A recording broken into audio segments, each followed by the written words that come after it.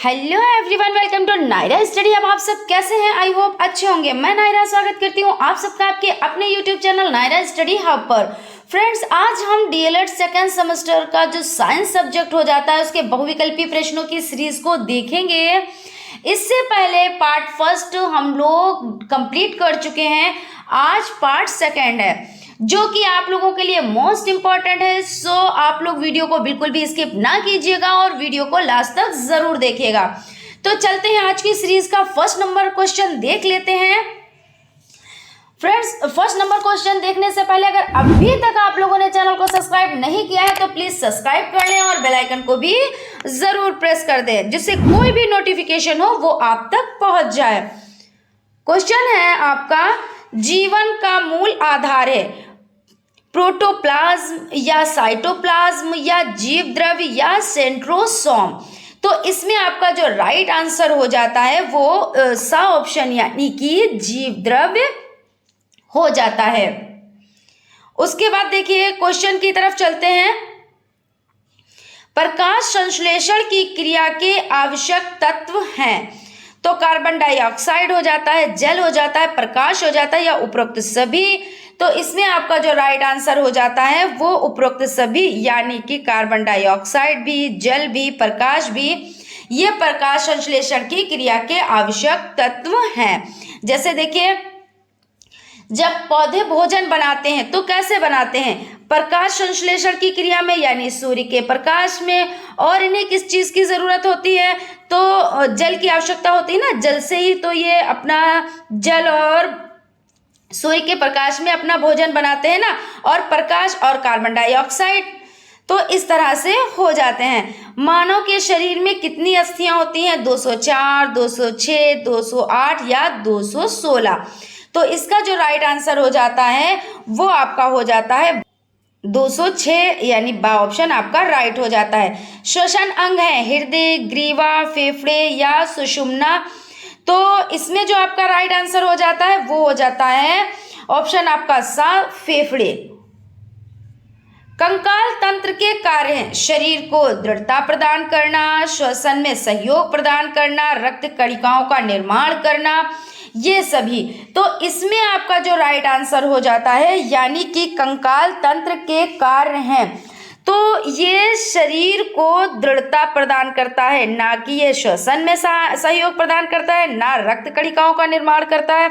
तो इसलिए ये नहीं जरूरी होता है कि जिसमें सभी दिए हो तो वही आपका ऑप्शन सही होगा। तो इसलिए इस तरह के क्वेश्चंस जो होते हैं उनको अच्छे से आप लोग थोड़ा सा टाइम देके कंप्लीट किया कीजिए, ठीक है ना। क्योंकि जैसे इस तरह के क्वेश्चन हो जाते हैं जिसमें नहीं होता है, जैसे कि ये चीज नहीं है, अब 4 ऑप्शन दे दिए, आपने क्या किया, जो सही है उस पर टिक कर दिया, लेकिन इसमें जो सही नहीं है उसी पर टिक करना होता है।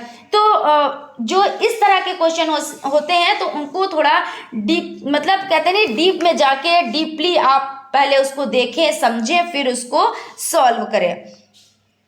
क्वेश्चन हो जाता है, दांतों के ऊपर चढ़े आवरण को कहते हैं क्राउन कहते हैं या इनेमल कहते हैं या पल्प कहते हैं या डेंटाइन कहते हैं। तो इसमें जो आपका आंसर हो जाता है वो हो जाता है बा ऑप्शन यानी कि इनेमल, यानी दांतों के ऊपर चढ़े आवरण को कहते हैं इनेमल कहते हैं। और ये क्या होता है? तो ये एक पतली परत होती है। कैसी होती है? तो पतली परत होती है जिसे इनेमल कहते हैं। ये मानव शरीर का सबसे कठोर ऊतक होता है। क्या होता है? तो सबसे कठोर ऊतक होता है। तो इस तरह से आप इसको समझिए। उसके बाद क्वेश्चन की तरफ चलते हैं। क्वेश्चन देख लेते हैं। दांतों को स्वस्थ रखने के लिए लेना चाहिए विटामिन ए और सी, विटामिन बी और सी, विटामिन ए और डी, विटामिन के। तो इसमें आंसर देख लेते हैं। तो इसमें आपका जो आंसर हो जाता है वो विटामिन ए और डी हो जाता है, यानी कि दांतों को स्वस्थ रखने के लिए विटामिन ए और डी लेना चाहिए। तो इसमें देखिए आपके जो हो जाते हैं विटामिन डी आमतौर पर किससे प्राप्त होता है? तो ये सूर्य के प्रकाश से हमें प्राप्त होता है, यानी विटामिन डी। और विटामिन ए तो हरी सब्जियों में पाया जाता है ना। उसके बाद क्वेश्चन हो जाते हैं दांतों का कार्य, भोजन को चबाना, भोजन को फाड़ना, भोजन को छोटे छोटे टुकड़ों में काटना, उपरोक्त सभी। अब आप अच्छे से जानते हैं दांतों का क्या कार्य है, क्योंकि दांत क्या करते हैं, भोजन को चबाते भी हैं, भोजन को फाड़ते भी हैं, भोजन को छोटे छोटे टुकड़ों में काट भी देते हैं। इसका मतलब इसका आंसर ऑप्शन दा हो जाता है। देखिए फ्रेंड्स, मैं यहाँ पे आंसर जैसे आपका जो आंसर राइट है वो भी साथ में लेकर आई हूँ, इसलिए लेकर आई हूँ कि आप लोग देख लो, जो भी आपके डाउट है वो क्लियर हो जाए, क्योंकि सभी वीडियोस में मैं नहीं लेके आती, लेकिन कुछ में इसलिए मैं लेकर आऊँगी कि जिससे आप लोग देख लें, है ना। और जैसे कुछ लोग कहते हैं, कमेंट करने लगते हैं कि ये नहीं ये सही है, वो उसको देखेंगे नहीं, उस पर सर्च नहीं करेंगे कि कौन सा सही है, लेकिन वो लोग कमेंट कर देते हैं। लेकिन ऐसा नहीं है, मैं बहुत ही डिटेल में चीज़ों को पढ़ती हूँ, उसके बाद मैं आप लोगों के सामने चीज़ों को लेकर आती हूँ। लेकिन फिर भी मैं इसलिए ये आंसर को, जैसे जो ये आंसर है कि ऑप्शन सा सही है, ऑप्शन बा सही है, मैं इसलिए लेकर आई हूँ कि आप लोग देख लें और आप लोगों को विश्वास हो जाए, ठीक है ना। उसके बाद चलते हैं क्वेश्चन की तरफ। अमाशय में पाया जाने वाला एंजाइम है टाइलिन, म्यूसिन, पेप्सिन, ट्रिप्सिन। तो इसमें आपका जो राइट आंसर हो जाता है वो पेप्सिन हो जाता है, यानी ऑप्शन सा हो जाता है। पेप्सिन पाचक एंजाइम है जो प्रोटीन को तोड़ता है। किसको तोड़ता है, तो प्रोटीन को तोड़ता है। उसके बाद क्वेश्चन की तरफ चलते हैं। क्वेश्चन है शर्करा का नियमन करने में सहायक हार्मोन है पैराथार्मोन, गेस्ट्रीन, इंसुलिन, कीटोजैविक। तो इसमें आपका आंसर हो जाता है इंसुलिन, यानी कि सा ऑप्शन आपका राइट हो जाता है। कैल्शियम तथा फास्फोरस के नियमन का कार्य करता है पैराथार्मोन, डायबेटोजेनिक, रेनिन, पेप्सिन। तो आपका राइट आंसर आ ऑप्शन, यानी कि पैराथार्मोन हो जाता है। क्वेश्चन की तरफ चलते हैं। जल में घुलनशील है vitamin A, vitamin B, vitamin K, vitamin D. तो आप लोग अच्छे से जानते हैं, फिर भी मैं आप लोगों को एक ट्रिक बता देती हूँ कि जब इस तरह के क्वेश्चंस आते हैं तो आपको कैसे सोल्व करना है। तो सबसे पहले देखिए, बस लिख ले, बी सी बस, बी एस बस, ठीक है ना। यहाँ पे सी आप बना ले, और विटामिन बी होता है और विटामिन सी होता है, ठीक है ना। बस, तो इसका मतलब हो जाता है बस। और कीड़ा, कीड़ा जिसको आप कहते हो KEDA, तो आपके हो जाते हैं जल में घुलनशील। जैसे बस क्या होती है, जैसे तेज गति से चले तो क्या होती है, वो जाके कहीं पानी में गिर सकती है, यानी वो घुलनशील हो सकती है, यानी वो पानी में जाके गिर सकती है। ऐसे आप लोग समझ लो, जैसे एक ट्रिक है, ठीक है ना। तो बस जो है वो जल में घुलनशील है, तेज गति से चलेगी तो वो पानी में गिर जाएगी, है ना। और कीड़ा, जो कीड़ा है वो उसमें घुलनशील नहीं है, यानी vitamin K, vitamin E, vitamin D, vitamin A, ये जल में घुलनशील नहीं है। तो इस तरह से आप समझ लें। तो इसमें आंसर आपका क्या हो जाता है, तो बस, यानी जल में घुलनशील है तो बस, तो बी। इसमें देखिए बी ऑप्शन है या सी ऑप्शन है, तो बी आपका ऑप्शन है, यानी आपका जो बा ऑप्शन विटामिन बी हो जाता है, ये राइट हो जाता है। उसके बाद क्वेश्चन की तरफ चलते हैं। दांत, यानी क्वेश्चन की तरफ चलते हैं। दांतों की मजबूती के लिए आवश्यक है फास्फोरस, कैल्शियम, कैल्शियम तथा फास्फोरस कोई नहीं। तो इसमें आपका राइट आंसर हो जाता है कैल्शियम तथा फास्फोरस, यानी कि ऑप्शन सा आपका राइट हो जाता है। इसमें गाजर, पालक और ब्रोकली जैसी हरी सब्जियां, पत्ता गोभी, ये सभी कैल्शियम का अच्छा स्रोत मानी जाती हैं। पैकेट का दूध संरक्षित किया जाता है रसायनों द्वारा, हिमीकरण द्वारा, पाश्चुरीकरण द्वारा या किण्वन द्वारा। तो आंसर की तरफ चलते हैं, आंसर देख लेते हैं। तो इसमें जो आपका सा ऑप्शन हो जाता है, यानी कि पाश्चुरीकरण, ये आपका राइट आंसर हो जाता है।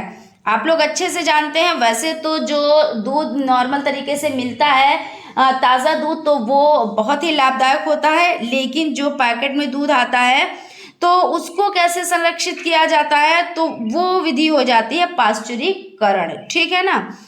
क्वेश्चन हो जाता है, परमाणु का समस्त द्रव्यमान निहित होता है प्रोटॉन में, इलेक्ट्रॉन में, प्रोटॉन तथा न्यूट्रॉन में, इलेक्ट्रॉन तथा न्यूट्रॉन में। तो इसमें इसका राइट आंसर हो जाता है सा ऑप्शन, यानी कि प्रोटॉन तथा न्यूट्रॉन में। किसी तत्व का परमाणु क्रमांक बराबर होता है उसके परमाणु में उपस्थित न्यूट्रॉनों की संख्या के, प्रोटॉनों की संख्या के, प्रोटॉनों प्लस न्यूट्रॉनों की संख्या के, या प्रोटॉनों प्लस इलेक्ट्रॉनों की संख्या के। तो इसमें आंसर आपका हो जाता है बा, यानी कि प्रोटॉनों की संख्या के। परमाणु के नाभिक में स्थित होते हैं प्रोटॉन तथा न्यूट्रॉन, प्रोटॉन तथा इलेक्ट्रॉन, इलेक्ट्रॉन तथा न्यूट्रॉन, इलेक्ट्रॉन तथा बीटा कण। तो आपका आ ऑप्शन राइट हो जाता है, यानी कि प्रोटॉन तथा न्यूट्रॉन। निष्क्रिय गैस का यानी निष्क्रिय गैस का इलेक्ट्रॉनिक विन्यास है। ऑप्शन आ 2 6, ऑप्शन बा 2 7, ऑप्शन 7 2 8, ऑप्शन दा 2 8 2। तो इसमें राइट आंसर की तरफ चलते हैं, राइट आंसर देख लेते हैं। तो सा ऑप्शन हो जाता है 2 और 8। हीलियम को छोड़कर बाकी सभी गैसों की बाहरी कक्षा में 8 इलेक्ट्रॉन होते हैं। परमाणु द्रव्यमान का अंतरराष्ट्रीय मात्रक है कार्बन 12, हाइड्रोजन 1, ऑक्सीजन 16, नाइट्रोजन 14। तो आंसर की तरफ चलते हैं, आंसर देख लेते हैं। तो इसमें आपका आंसर हो जाता है ऑप्शन आ, यानी कि कार्बन 12 हो जाता है। कैल्शियम हाइड्रोक्साइड का सही सूत्र है CaOH का होल स्क्वायर, CA2OH या CaOH का होल, देखिए यहाँ पे 3 है, और CaOH। तो इसमें जो आपका राइट आंसर हो जाता है वो आपका आ ऑप्शन, यानी कि CaOH का होल स्क्वायर, ये आपका राइट आंसर हो जाता है। भौतिक परिवर्तन में पदार्थ के अणुओं में परिवर्तन होता है, पदार्थ के अणुओं में परिवर्तन नहीं होता है, नया पदार्थ बन जाता है, या कोई परिवर्तन नहीं होता है। तो भौतिक में अगर बात की जाए तो इसको समझ लेते हैं। इसमें जो आपका बा ऑप्शन हो जाता है वो राइट हो जाता है, यानी कि पदार्थ के अणुओं में परिवर्तन नहीं होता है। आप इसको इस तरह से समझ लें, जैसे भौतिक परिवर्तन, जैसे आप जल है तो जल यानी पानी को आपने फ्रीज में रखा तो क्या हुआ, वो बर्फ बन गया। फिर आपने उसको जब बाहर निकाला तो क्या हो गया, वो फिर से पानी हो गया। यानी जिसको आप चेंज कर सकते हैं कि जैसे जल है तो उसको बर्फ में, और बर्फ है तो जल में आप परिवर्तित कर सकते हैं। तो ये भौतिक परिवर्तन हो जाता है। लेकिन अगर आपने जैसे किसी कागज को लिया और उसको जला दिया तो क्या फिर से वो कागज प्राप्त हो सकता है? नहीं, तो वो रासायनिक परिवर्तन हो जाता है। जैसे दूध है और उससे दही बन गया, मट्ठा बन गया, तो क्या होता है, फिर से क्या वो दूध बन सकता है? नहीं बन सकता है। तो ये रासायनिक परिवर्तन होता है। तो इस तरह से चीजों को आप लोग समझें, ठीक है ना। तो आई होप आप लोगों को चीजें अच्छे से समझ में आई होंगी। क्वेश्चन की तरफ चलते हैं। निम्नलिखित में से कौन सा प्रत्यावर्तित परिवर्तन है? दूध का फटना, मोम का पिघलना, मोमबत्ती का जलना, सब्जी का पकना। तो इसमें आपका जो राइट आंसर हो जाता है, यानी कि निम्नलिखित में से कौन सा प्रत्यावर्तित परिवर्तन है? तो मोम का पिघलना, ये राइट आंसर हो जाता है। निम्नलिखित में से कौन सा रासायनिक परिवर्तन है? तो कोयलों को पीसकर पाउडर बनाना, कागज के बड़े बड़े टुकड़ों को छोटे छोटे टुकड़ों में बांटना, कागज का जलना, कांच की बोतल का टूटना। तो अभी देखिए इस चीज पे डिस्कस हो चुकी है कि अगर कागज का टुकड़ा है, आपने उसको जला दिया तो क्या वो फिर से कागज हो सकता है? क्योंकि वो तो राख बन गए। तो नहीं, तो यही आपका सही आंसर हो जाता है। यानी कि जो रासायनिक परिवर्तन होता है तो उसमें वो चीज पुनः नहीं प्राप्त होती, लेकिन भौतिक परिवर्तन में क्या होती है, वो चीज पुनः प्राप्त हो जाती है। ज्वालामुखी का फूटना है मंद परिवर्तन, अनुकूल परिवर्तन, प्रत्यावर्तित परिवर्तन या अनियमित परिवर्तन। तो इसमें आपका अनियमित परिवर्तन हो जाता है, यानी कि ज्वालामुखी का फूटना अनियमित परिवर्तन है। दिन रात का होना है रासायनिक परिवर्तन, प्राकृतिक परिवर्तन, नियमित एवं प्राकृतिक परिवर्तन, अनियमित परिवर्तन। तो जो दिन रात होते हैं तो वो किसका है, तो ये नियमित एवं प्राकृतिक परिवर्तन है, क्योंकि इसको तो देखिए सुबह अपने टाइम पे होती है, शाम अपने टाइम पे होती है ना।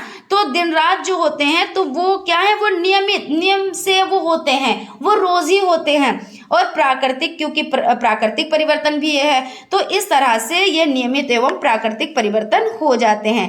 अम्ल वे पदार्थ हैं जो जलीय विलयन में H3O+ हाइड्रोनियम आयन बनाते हैं, जलीय विलयन में OH- हाइड्रोक्सिल आयन देते हैं, या जलीय विलयन में हाइड्रोजन गैस बनाते हैं, या जलीय विलयन में H3O+ हाइड्रोजन आयन नहीं बनाते हैं। तो इसमें आपका राइट आंसर हो जाता है ऑप्शन आ, जलीय विलयन में H3O+ हाइड्रोनियम आयन बनाते हैं। अम्ल व क्षारों की प्रबलता निर्भर करती है उनके आयनन की मात्रा पर, क्वथनांक पर, अणुभार पर, तुल्यांकी भार पर। तो आयनन की मात्रा हो जाती है। प्रबल अम्ल क्षार वह हैं जो जल में स्थायी हो, जिसका अणुभार अधिक हो, जो जल में अधिक आयनित हो, या जिसका क्वथनांक अधिक हो। तो इसमें बा ऑप्शन आपका राइट हो जाता है, यानी कि जिसका अणुभार अधिक हो। क्वेश्चन की तरफ चलते हैं, जो आज की सीरीज का लास्ट क्वेश्चन है। इलेक्ट्रॉन दाता तथा इलेक्ट्रॉन ग्राही पदार्थों के मध्य उपसंयोजक बंध बनाने की प्रक्रिया कहलाती है जल अपघटन, उदासीनीकरण, आयनन अपघटन। तो इसमें आपका सा ऑप्शन यानी कि आयनन राइट आंसर हो जाता है। आई होप फ्रेंड्स आप लोगों को सेशन अच्छा लगा होगा। अगर सेशन अच्छा लगा है तो प्लीज़ एक लाइक ज़रूर करें। हमारे चैनल को देखिए, अगर अभी तक आप लोगों ने सब्सक्राइब नहीं किया और चैनल पर नए हैं तो प्लीज़ सब्सक्राइब कर लें और बेल आइकन को भी ज़रूर प्रेस कर लें, जिससे कोई भी नोटिफिकेशन हो वो आप तक पहुंच सके। मिलते हैं नेक्स्ट क्लास में, तब तक आप लोग अपना ख्याल रखें। Thank you.